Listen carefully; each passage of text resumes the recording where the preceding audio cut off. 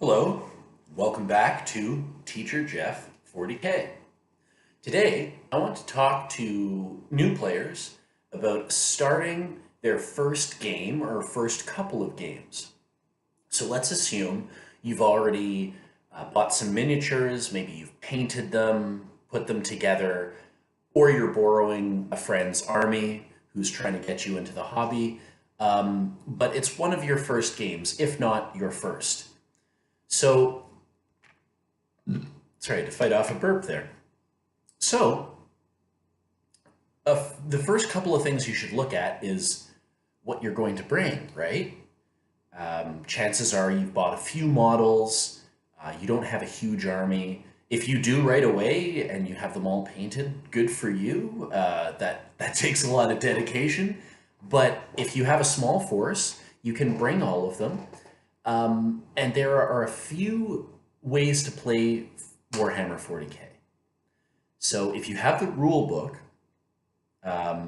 if you don't have the rule book, don't worry, not a big deal.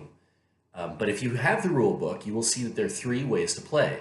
There's open play, narrative play, and either competitive play or anyhow, you don't want that last one. Matched play, that's what it's called. Matched play is a little tricky for a first-time player because it involves points and more complicated scenarios. I would advise staying away from that for now, unless maybe you are a returning 40K player and this is your first game in 8th edition. But for new players, I would totally recommend open play. Open play is just that. It's open. You're allowed to bring whatever models you want. You can play some very basic scenarios with friends, and it really allows a lot of freedom while still letting you get an introduction to how the game is played. So open play, you can use a variety of different options because, as I said, it's open. Now, when you're building your army, typically, if you look at matched play, the more complicated one, you will have to use points. So each unit costs points, each piece of gear costs points. So forget about all that. In open play, you can use something called power level. Power level simplifies all of this greatly. So if you have your codex or your index with your models, or even if you bought models and in the instructions, it came with a little data sheet with stats about that unit, you will see at the top left corner of the unit entry, it will say power, and then there will be a number. So let's say 5, for example, power 5. So that is the unit's power level. Now, you can take that unit and any of the options you want in the data sheet, anything you want, and it will always be power level 5.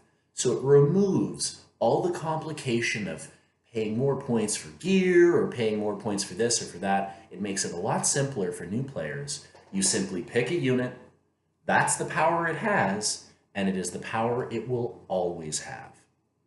So I use the example of a Space Marine tactical squad.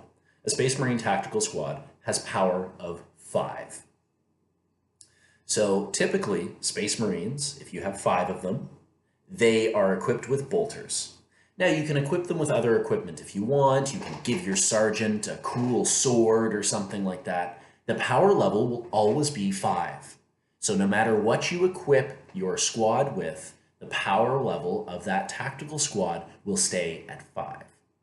So it's a good idea when you are playing your opponent to try and get about the same power level. It doesn't have to be exact, but if it is, hey, that's great. But for example, if you have power level 15 and your opponent has power level 14, it's not a big deal. You can still play. It's no problem.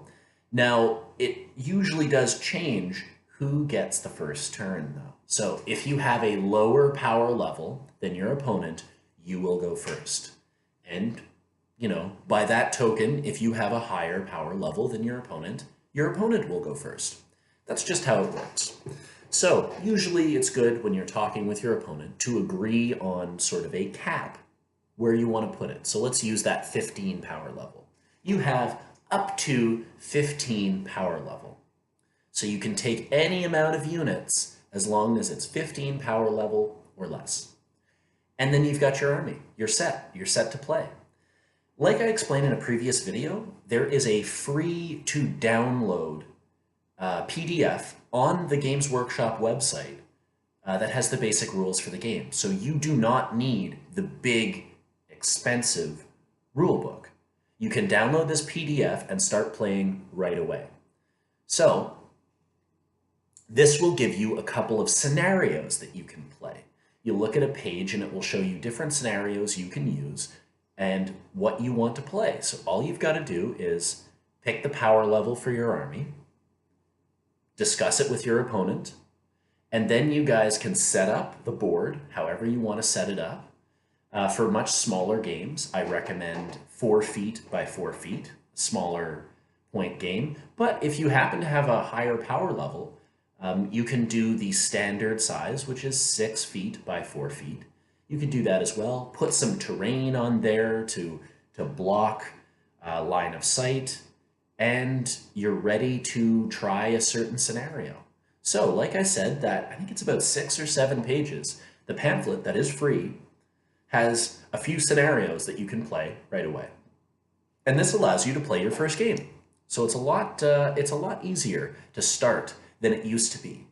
And if you find yourself, looking for something more intense, you can always switch to one of the other styles of play. You can switch to competitive or matched play. You can switch to matched play. It's a little more complicated, but maybe you'll get there. Anyhow, good luck and have fun.